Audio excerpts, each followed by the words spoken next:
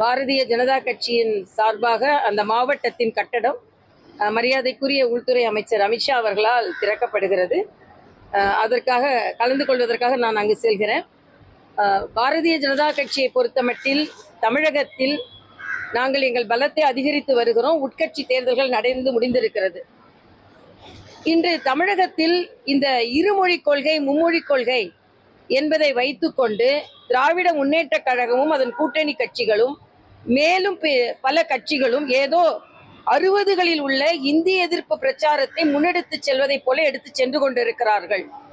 இன்று நீங்கள் செய்திகளில் பார்த்தீர்கள் என்றால் தங்கள் வீட்டு குழந்தைகளையே ஹிந்தி படிக்க வைத்துவிட்டு எல்லா பொது இடங்களில் உள்ள பலகைகளில் உள்ள இந்தி எழுத்துக்களை அழித்து கொண்டிருக்கிறார்கள். ஆக பொதுமக்களின் சொத்துக்களை இப்படி சேதப்படுத்துவதற்கு இவர்களுக்கு உரிமை இல்லை. வெளியூர்ல இருந்து ஒருத்தர் வர்றாரு, இங்க இறங்கணும், அவர் என்ன பண்ணுவாரு? ஆக இது எவ்வளவு குறுகிய மனப்பான்மையோடு நீங்கள் செயலாற்றி கொண்டிருக்கிறீர்கள். குறுகிய மனப்பான்மை என்றால் ஏதோ பாஜகவுக்கு தமிழ் மீது அக்கறை இல்லை என்பதை போல எடுத்து செல்லாதீர்கள். பாரதிய ஜனதா கட்சிக்கு தமிழ் மீது அக்கறை இருக்கிறது. தமிழ் இன்னும் பாரத தேசம் முழுவதும் போக வேண்டும். இந்தியா முழுவதும் மட்டுமல்ல, உலகம் முழுவதும் போக வேண்டும். பிரதமர் முதல்வர் உலகம் முழுவதும் உள்ள தமிழர்களை அவர் தனது இது சப்போர்ட்டுக்கு இழுத்துக் கொள்கிறார். ஆனால் நீங்க பார்த்தீங்கன்னா உலகத்தில் உள்ள தமிழர்கள், இங்கே இருந்து சென்ற தமிழர்கள், நான் கனடால படிச்சிருக்கேன், லண்டன்ல படிச்சிருக்கேன், ஆஸ்திரேலியால படிச்சிருக்கேன்.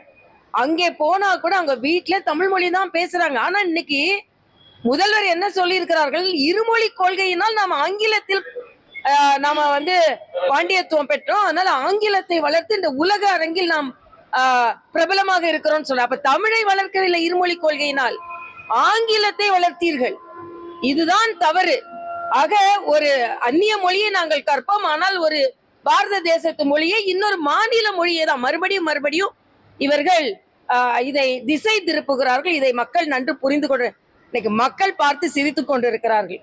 எங்க குழந்தைங்க நாங்க 3 மொழி படிக்க வைக்கிறோம், உங்க குழந்தைங்க 3 மொழி தான் படிக்க வைக்கிறீங்க, ஆனா இருமொழி கொள்கை என்று வெளிப்படையாக பேசி கொண்டு வருகிறீர்கள் என்று மக்களை சிரிக்க ஆரம்பித்து விட்டார்கள் என்பதைத்தான் நான் சொல்ல வேண்டும்.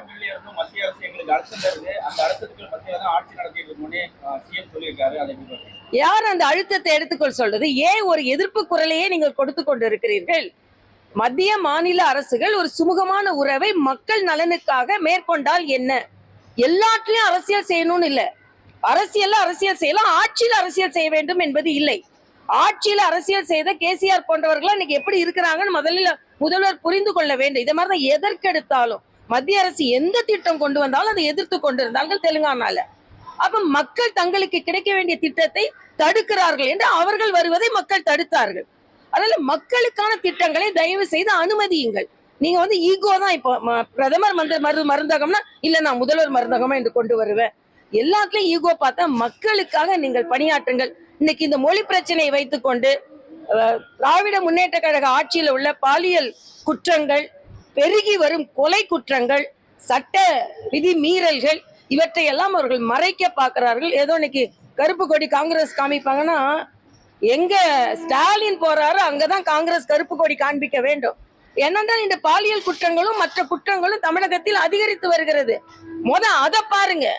அதை பார்க்காம இன்னைக்கு அண்ணன் செல்வ பெருந்தகைக்கு அவர்கள் கட்சிக்குள்ளேயே ஏன்னா திருப்பரங்குன்றத்துக்கு போறோன்னு அறிவிக்கிறாரு, ஸ்டாலின் வேணான்றாரு, உடனே திருப்பரங்குன்றத்தை ட்ரிப்பை கேன்சல் பண்றாரு.